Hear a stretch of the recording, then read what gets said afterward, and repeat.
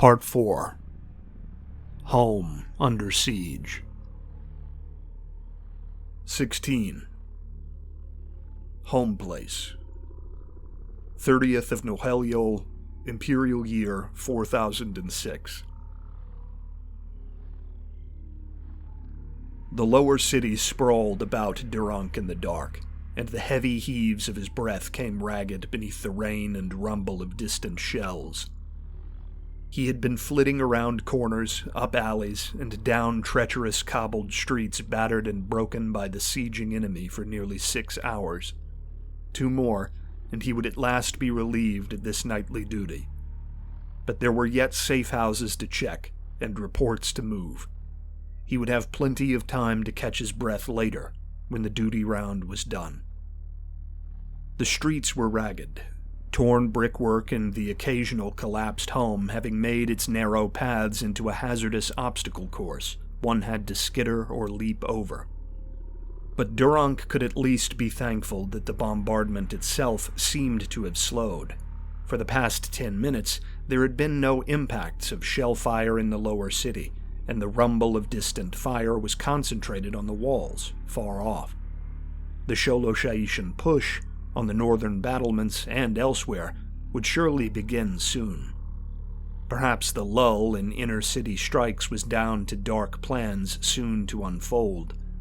But in the moment, Durank was simply satisfied that he and his men could move without worrying over anything more than unstable drifts of blasted masonry, or unseen dips in the street beneath their thumping boots. He and 9 of his new command were sweeping up a road in the central city, in the shadow of the marred ziggurat of the sun's jagged rise. The other 40 or so wouldn't be far off, a few dense, suffocating blocks in any direction, following their own maps from hole to hole, and running messages as needed. They were, nearly all of them, militia. Only Durank had been taken from the regular army to whip these men of Sir Girkar into shape. The beating he had taken slipping back to the second wall all those weeks ago had only permitted him to return to service 10 days ago, and by that time, having been shifted in mobile hospitals all the way back to the capital, the city was already surrounded, and most of the army's units had already been consolidated and reformed for the coming battle. He, like many officers either rushed fresh out of education or newly arrived from some other front, had been rolled in with the civilian populace, whether labor or merchant caste. But unlike others who felt insulted by this station, Durank was finding this suited him. Most had been pulled from the district they now patrolled and maintained, the very streets Durank had wandered as he grew. And a few were even known to him. Parash, a butcher famed for the quality and unusually fatty richness of the large Gunug rabbit he bred, and known warmly in the northern span of the lower city for his clan's public feasts on equinox days. Yuzug, a boyhood friend whose laborer clan compound had neighbored Durank's small families, and who today, but for the siege, would be striding to the docks of the Port Solar to earn his bread. Most comforting of all, Durtu, an older guilder who had led Durank's choir group in one of the lesser temples of the district when he had attended worship as a boy. These men, of his little group of 10, were old faces tethering him to thoughts of home, and even in the rain and the dark, their presence kindled the fires of the hearth in him. They rounded a narrow corner into a narrower street, and before long, sturdy Yuzug was throwing up a hatch between 2 clan compounds. An ancient man, tottering in his seat upon the stairway down, was awaiting them.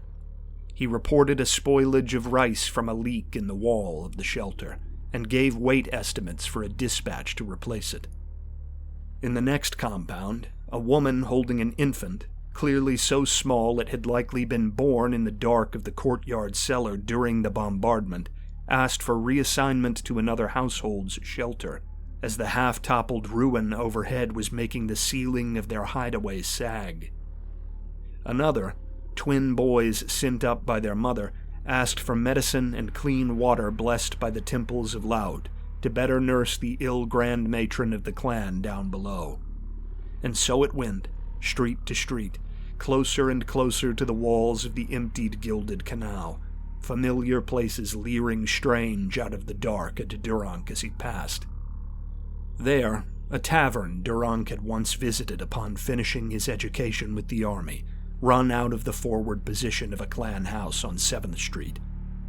Now, the frontal facade had been blasted away by a strike in the street outside, and the innards of the family home behind glowered out in shadow, while the family of brewers shuddered in some neighboring cellar. Here, a weaver's shop where once Durank's mother had bought shades for the court of the family compound colored with passages on the birth of the twin kindreds, reduced to rubble and discernible only by the scarred neighboring buildings. A team of 50 militia from some other command was digging in the mound, perhaps searching for the buried hatch of a shelter beneath to see if the ceiling had held, and there were survivors to be freed. Each was tragedy in itself, but it also breathed the warmth of wrath into Durank, and though they were not proper soldiers, he felt much the same stewing in his companions as they darted zone to zone. The base of the ziggurat was not far off now, and the homes at its foot were the end of their route. But off north, the sky was brightening, and Durank's group slowed to stare off into the air above the outer fields. Just as one of his command began to speculate flares had been sent up, there was another flash in the east, over the gate of the gilded canal, where now they stood. This time, with fewer obstacles between, they could discern the arcing paths of the projectiles, and there was no question as to what they meant. An alien whine of sirens eastward, echoing down the long run of the emptied canal. Durank dispatched 4 of his younger, quicker men with orders to reassemble the 5 groups of the platoon at their current location, where the canal met the ziggurat.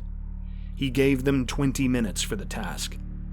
Then another was sent to relay the final requests from the shelters to dispatch at the southern core of the ziggurat, with orders to return at speed. If the Shaishans were pushing on the east gate and the northern breach, then they'd certainly be pushing in the west and south before the night's end. Better to have the men together, ready to respond. The remaining men settled in to wait, listening to the blasts of enemy guns and the distant rattle of massed rifle fire away north. Some smoked, some sat, but most were quiet. The gilder Durtu, looking more than a little winded, meandered over to where Durank leaned on a compound wall, fronting the canal, and took up his own place. "I figure we won't be sleeping tonight, after all," Durtu panted. "No," Durank sighed. "Probably not. You might not see a proper rest for days, if this is really the beginning of the end. But once things get going, you'll be swept along with them, trust me. You won't have time to be tired." Durtu laughed, looking sidelong at a design inlaid in the blue stone, its paths glittering in the distant flare light. His breaths slowed, and after a time, still lost in the angles of text and image in the gloom, he spoke. "Do you remember this wall?" It would have been a strange question, posed by any other. But from Durtu, it was as normal a thing to say as a comment on weather or date. Durtu had known every seam of golden inlay on the lapis walls of their blocks. Indeed, in that part of the city, many of those gilded patterns or passages for which Sir Girkar was famed had been laid by his own forebears, and he had often woven the words behind them to younger men in the temples, pointing out records and murals as a congregation moved from hall to hall. "I do," Durank told him. "You told us the story the year Mother died, I think." "That I did," Durtu said. "Funny that the night's run came to an end here, of all places, with the wall under attack." Durank supposed it was, but did not answer, lost in thought as his eyes sank from the flare waves away east, to to the etched images of the compound wall at his side.